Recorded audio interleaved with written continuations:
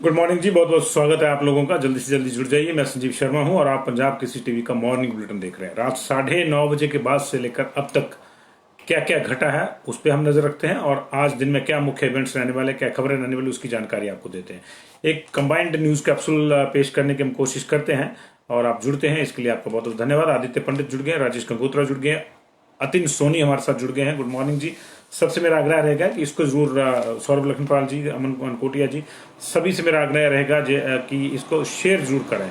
JR. Sharma ji, Deshraj जी, इम्तियाज अंसारी जी। इम्तियाज अंसारी जी को ईद मुबारक और बाकी सबको भी ईद मुबारक जी। साई हिमाचली ठाकुर, नवीन चंदेल जी, नितिन राणा जी, रवि छाबड़ा जी, महेंद्र सिंह संब्याल जी, तारकेश्वर शर्मा जी नमस्ते, रॉबिन जी, शकुंतला शर्मा जी गुड मॉर्निंग, पूजा ठाकुर जी नमस्ते, निशिकांत शर्मा जी नमस्कार। बड़ी संख्या में आप लोग जुड़ते हैं जी, इसके लिए मैं आपका तहे दिल से शुक्रिया अदा करता हूं, धन्यवादी हूं। सोनी प्रदीप, रोहित राणा, ऋचा राठौर, अनन्या राठौर, उनका नाम जरूरी है, शायद वही देख रही होंगी, वीरेंद्र कुमार गुप्ता, विनीत सिंह राजपूत, कुलजीत कौर, साजन, अल्पना कुमारी, सूर्य टीनू, हेमराज वर्मा, सुरेंद्र गर्ग, विनीत कुमार शर्मा, रविंद्र भारद्वाज, सुनील शर्मा, राकेश राजपुतानी, सुरेंद्र कटोच, रीना शर्मा, राकेश रेखा देवी, अनु कुमार, दीप चंद, पंकु सोढ़ी, संजीव जागटा, सुदेश ठाकुर, अर्चना चौधरी, संसार शर्मा, रत्नी शर्मा, कुशाल शर्मा, रजनी चंदेल, वीर सिंह जी, सोमू दास जी नमस्ते, रविंद्र कुमार जी नमस्कार, बहुत बहुत शुक्रिया जी आप लोगों का। राजकुमार जी नमस्ते, नेत्र शर्मा जी, इसको शेयर कर दीजिएगा काइंडली। मैं शुरू करता हूँ जी। Sanjeev Sharma ji thank you very much for joining us. Rajguru ji, Rajguru Manoj ji, Bhupi Thakur ji नमस्ते, विशाल जी गुड मॉर्निंग। आपके सवाल एंड में लेंगे जी हम। तारकेश्वर शर्मा जी नमस्कार जी, और परशुराम जयंती की भी आपको बधाई हो और ईद की भी सबको बधाई हो जी। मैं बुलेटिन शुरू करता हूँ। जो लोग आज ईद मना रहे हैं उनसे मेरा आग्रह रहेगा कि सोशल डिस्टेंसिंग का पूरा ध्यान रखें। जो लोग परशुराम जयंती मना रहे हैं, अक्षय तृतीया है आज, तो उनसे भी मेरा आग्रह रहेगा कि वो भी घर में ही बैठकर जो है अपने इष्ट की पूजा अर्चना करें। बहुत बहुत शुक्रिया आप सब लोगों का। आप लोग नियमों का पालन कर रहे हैं और इसका असर साफ दिख रहा है देश में और हिमाचल प्रदेश में भी। एक कंसिडरेबल जो कमी है वो सामने आने लगी है, जो ध्यान खींचती है। लगातार केसेस कम हो रहे हैं, हालांकि उतने नहीं हो रहे हैं जितने होने चाहिए, जितने आ रहे हैं, लेकिन फिर भी पहली बार ऐसा हुआ है कि अब आने वाले जो हैं वो कम हो रहे हैं और ठीक होने वाले जो हैं, रिकवर होने वाले जो, उनकी संख्या बढ़ रही है। इसी महीने चौथी बार ऐसा हुआ है जी कि संक्रमितों की संख्या कम है और रिकवर होने वालों की संख्या ज्यादा है। पिछले 24 घंटे में देश में करीब 3,43,000 मरीज आए हैं और 3,44,000 ठीक हुए हैं, यानी 1,000 ज्यादा ठीक हुए, 1,000 एक्टिव केसेस कम हुए हैं। इसके अलावा जो 4,000 के आसपास डेथ हुई है वो जो है उनको भी, अगर आप 3,997 डेथ हुई है टू बी एग्जैक्ट, अगर उनको भी घटा दें तो ये संख्या जो है और थोड़ी प्रभावी हो जाती है। तो मौतों का आंकड़ा हालांकि हमारा अभी 4,000 के आसपास बना हुआ है, ये चिंता का विषय है, लेकिन नए आने वाले केसेस कम हो रहे हैं। इसकी दो वजह हैं। एक तो जो बड़े लार्ज स्केल पे सैंपलिंग शुरू हुई, 40 लाख तक सैंपल हो रहे थे एक दिन में देश में, अभी भी हो रहे हैं, उसका एकदम से केस बढ़ने थे उसमें, क्योंकि जो है वो चिन्हित हो जाने थे, वो बढ़ने थे, तो वो बढ़े। और दूसरा, अभी बार फुटिंग पे जो है जब सब जगह पे नियम सख्त कर दिए गए, बंदिशें कर दी हैं, और आप लोग, सबसे बड़ी बात है कि आप लोग उन बंदिशों को मान भी रहे हैं, उसका असर पड़ रहा है। हिमाचल प्रदेश में भी 200-300 केसेस कम हो रहे हैं। 200-300 बहुत है हिमाचल प्रदेश में। देखिए कल के जो है केसेस 3817 रिकवर हुए हैं और 4330 जो है वो आए हैं, तो लगभग 513 का नया 513 लोग बढ़े हैं, जबकि पहले क्या बढ़ रहे थे, 1100-1200 इतने बढ़ रहे थे। तो ये 2-3 दिन से 400-500 के बीच में सिमट गया नए बढ़ने वाले केसेस का मामला। दैट मीन्स कि 50% कहीं ना कहीं राहत है। अभी हमको ओवरऑल देखें 4,330 केस ज्यादा है हिमाचल प्रदेश में, ओवरऑल देखें तो। लेकिन जो ट्रेंड है उसके हिसाब से देखें तो अब रिकवर होने वालों की संख्या, रिकवरी रेट थोड़ा बढ़ गया है। रिकवरी रेट बढ़ जाएगा तो ऑटोमेटिकली आपके जो एक्टिव केसेस हैं वो कम हो जाएंगे। आने वालों की संख्या भी कम हुई है।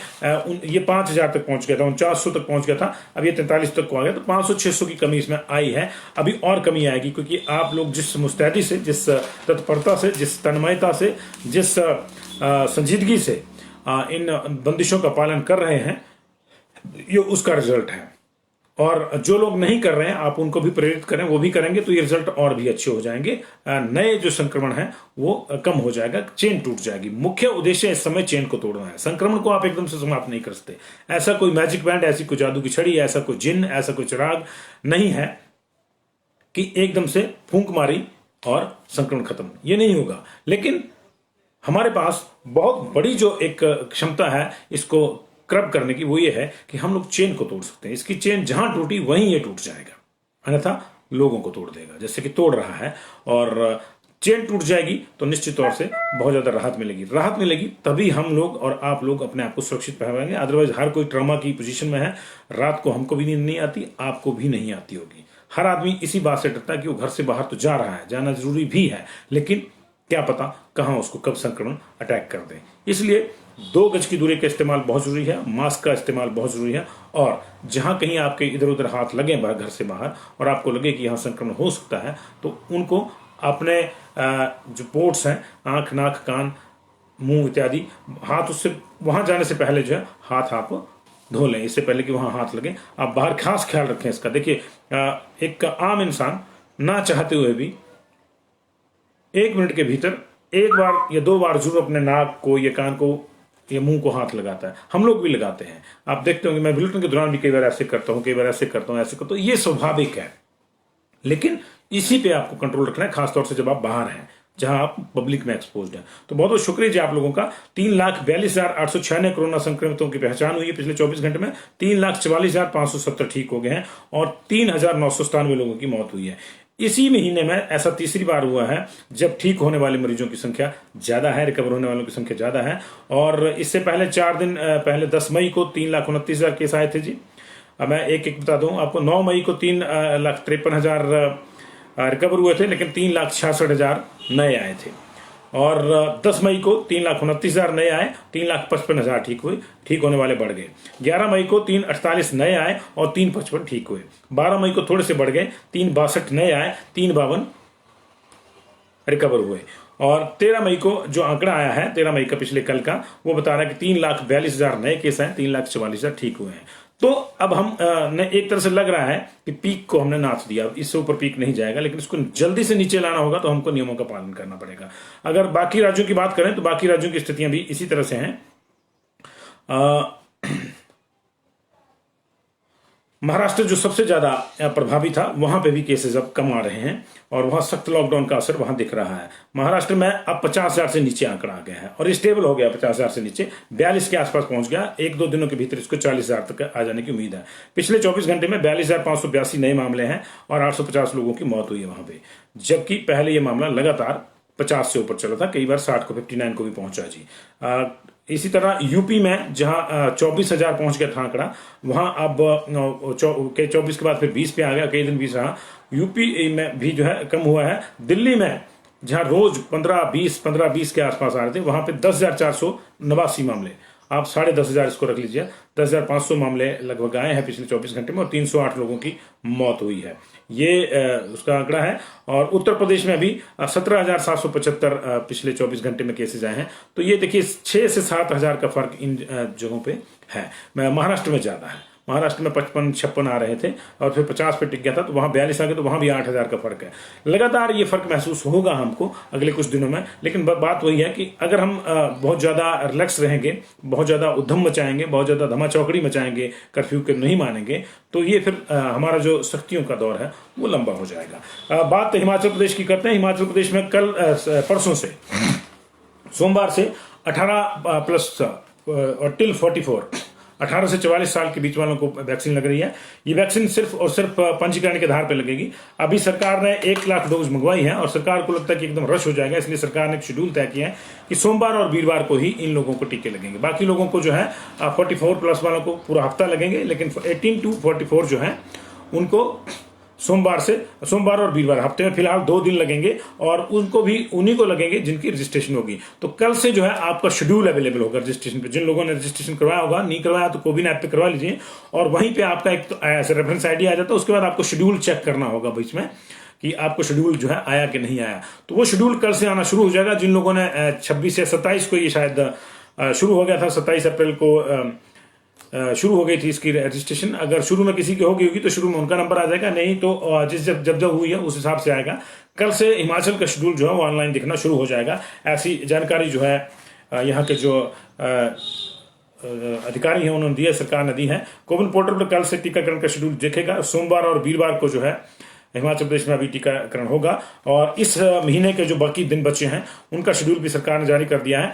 18 से 44 साल वालों के लिए 17 तारीख, 20 तारीख, 24 तारीख, 27 तारीख और 21 मई। 17 मतलब परसों, फिर 20 वीरवार को, फिर 24 अगले सोमवार को, फिर 27 अगले वीरवार को और फिर अगला सोमवार 31 का जी। तो ये इस तरह से जो है शेड्यूल मई महीने का तय कर दिया है। और वैक्सीन आ रही है धीरे धीरे, जैसे जैसे आएगी वैसे वैसे इन दिनों को बढ़ाया जाएगा। ऐसा नहीं कि सिर्फ 2 ही दिन लगेगा, अभी शुरू में 2 दिन, ताकि एकदम से रश क्रिएट ना हो जाए और वैक्सीन की कमी ना हो जाए। अगला डोज कोटा जैसे ही आएगा सेंटर की ओर से या सरकार ने जहां से खरीदना है वहां से, तो फिर इसको 2 की बजाय 3 भी किया जा सकता है, 3 की बजाय 4 भी किया जा सकता है। अभी फिलहाल जो प्रायोरिटी है वो कुछ सेक्टर्स को है जो सरकार ने तय किया है कि ये प्राइमरी जो है इनको फ्रंट लाइन वॉरियर माना जाए, इसको प्राथमिकता के आधार पर इनको लगाया जाए, उनके ऊपर भी कंसंट्रेशन है और जो सेकंड डोज वाले उनके ऊपर भी कंसंट्रेशन है। हालांकि सेकंड डोज को लेकर जो है अभी कई भ्रांतियां चल रही हैं। कोविशील्ड की डोज के लिए अब 12 से 16 हफ्ते का टाइम जो है वो कर दिया है और अगर किसी को कोविड हुआ है तो उससे ये भी नया एक रिसर्च आया है कि वो एकदम से जल्दी ना करे अपने आप को वैक्सीन लगवाने की, क्योंकि थोड़ा सा रिकवर हो जाए और वो 6 मंथ के बाद ही अपने आप को वैक्सीनेट करवाए, तभी उसमें जो है असली फायदा होगा। अदरवाइज कोई लाभ उसको नहीं होगा। गर्भवती महिलाएं टीका लगवा सकेंगी, लेकिन अभी इसको लेकर जो है कुछ और रिपोर्ट्स का हमको इंतजार करना पड़ेगा, इसलिए अभी एकदम से रश ना करें। क्योंकि देखिए ये एक ऐसा वायरस है कि इसकी स्टडी साथ साथ हो रही है, ये पहले से मौजूद नहीं था, इसकी स्टडी नहीं थी। तो जो इसका रूप, जो इसका प्रकार, आकार, प्रचार जिस हिसाब से हो रहा है उस हिसाब से हमारे जो साइंटिस्ट हैं, हमारे जो डॉक्टर्स हैं वो लगातार शोध कर रहे हैं। तो अभी इसमें यह है कि कोविशील्ड की दूसरी खुराक जो है अगर आप चाहें तो 12 से 16 हफ्ते में भी लगा सकते हैं। बेसिकली देखिए वैक्सीन के मामले में एक सामान्य सा फार्मूला यह है कि वो हमेशा 2 डोज में लगती है। चाहे वो पोलियो की छोटी सी वैक्सीन हो जो बच्चों को पिलाई जाती है, आपको याद होगा दिसंबर का एक रविवार होता है, फिर उसके बाद फरवरी का फर्स्ट रविवार, इस तरह से होता है। तो 2 एक सर्टेन टाइम में लगती हैं, 2 डोजेज लगती हैं। ये इसलिए लगती हैं कि फर्स्ट डोज आप में एंटीबॉडी का निर्माण शुरू कर देती है। आपके शरीर की अवस्था या कुछ चीज़ों के आधार पर हो सकता है कि ज़्यादा एंटीबॉडीज ना बने, उसकी एफिकेसी जो है 70, 60, 40 या 80 के आसपास रह जाए। ऐसी स्थिति में जब दूसरा डोज लगता है तो वो बूस्टर डोज का काम करता है, यानी जो एंटीबॉडी अगर स्लो बन रही है तो उसको और ज़्यादा प्रभावी कर देगा और फिर फुल फ्लैश्ड आपको 100% सुरक्षा से मिल जाएगी। इसका सीधा सा जो फार्मूला है वो यही है। बाकी आप कोई भी वैक्सीन ले लीजिए, वो दो शॉट्स में, मिनिमम 2 शॉट्स में लगाते हैं। पोलियो वाली इसलिए कराते रहते हैं क्योंकि बच्चों की एज बढ़ती रहती है और बच्चों को थोड़ा माइल्ड डोज देनी पड़ती है, इसलिए 1 से 5 साल तक, लेकिन 5 साल के बाद उनको भी नहीं। तो ये इस तरह से तय किया और वो भी समय समय पर पोलियो अभियान चलता है और उसमें भी 2 डोज लगती हैं। आपको याद होगा 2 बूंद जिंदगी की आज और फिर 3 हफ्ते बाद 2 बूंद जिंदगी की दूसरी। तो दिसंबर में लगता है, फिर 1 महीने का गैप देके फरवरी के फर्स्ट वीक में लगता है, इस तरह से लगता है जी। तो ये पूरा मामला है।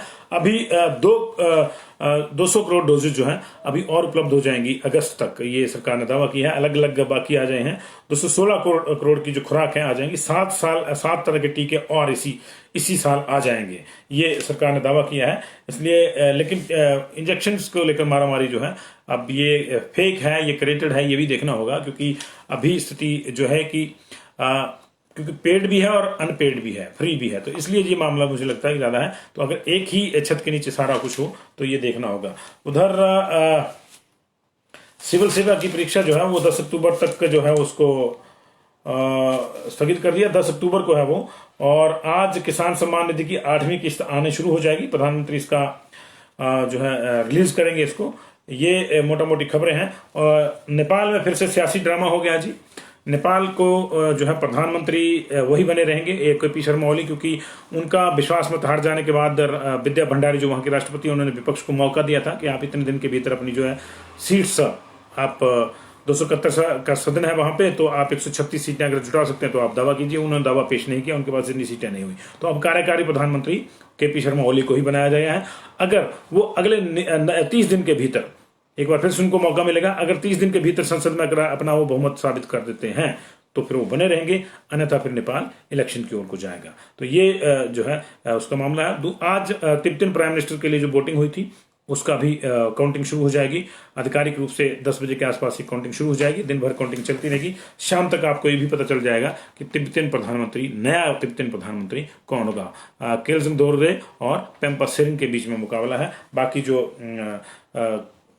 उसके कंटेंडर थे वो पहली प्रक्रिया में छट गए थे जी।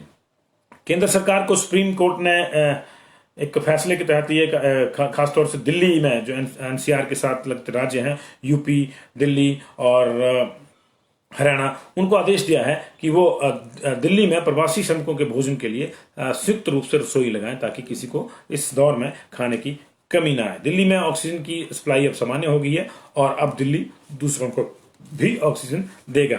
ये बिल्कुल इस तरह से चलता है। जब ये पेंडेमिक फैलता है तो कई चीजें जो है इस तरह से करनी पड़ती हैं कि जहां ज्यादा जरूरत है वहां होगी। एक और अनफॉर्चुनेट खबर है, असम के नगांव में आसमानी बिजली गिरने से एक नहीं दो नहीं 18 गजराज मौत में के गोश में समा गए। 18 हाथियों की मौत हो गई है।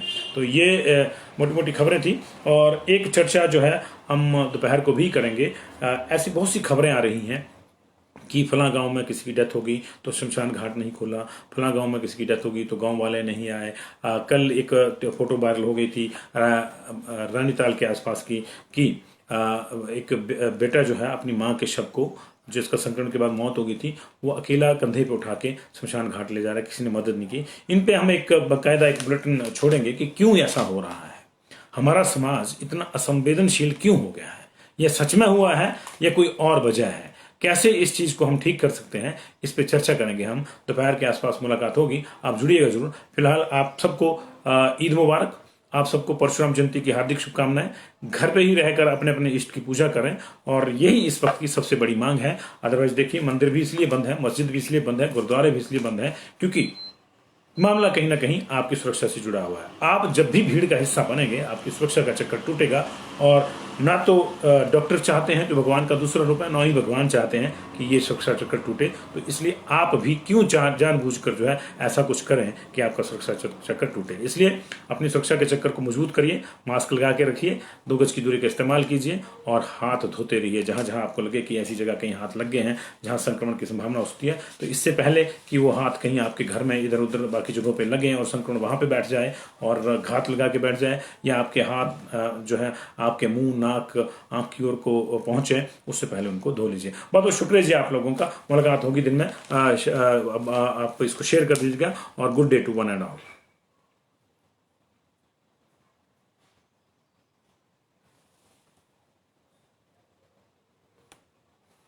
नहीं राहुल शर्मा जी, ऐसा नहीं है कि वैल्यू एजुकेशन है इसकी वजह कुछ और है। इसकी वजह कुछ और है। ये जो खबरें आ रही हैं इस तरह से, उस पर चर्चा करेंगे जी, उसकी चर्चा करेंगे जी हम लोग, और बाकायदा चर्चा करेंगे, पूरे रिसर्च के साथ चर्चा करेंगे जी। Thank you very much.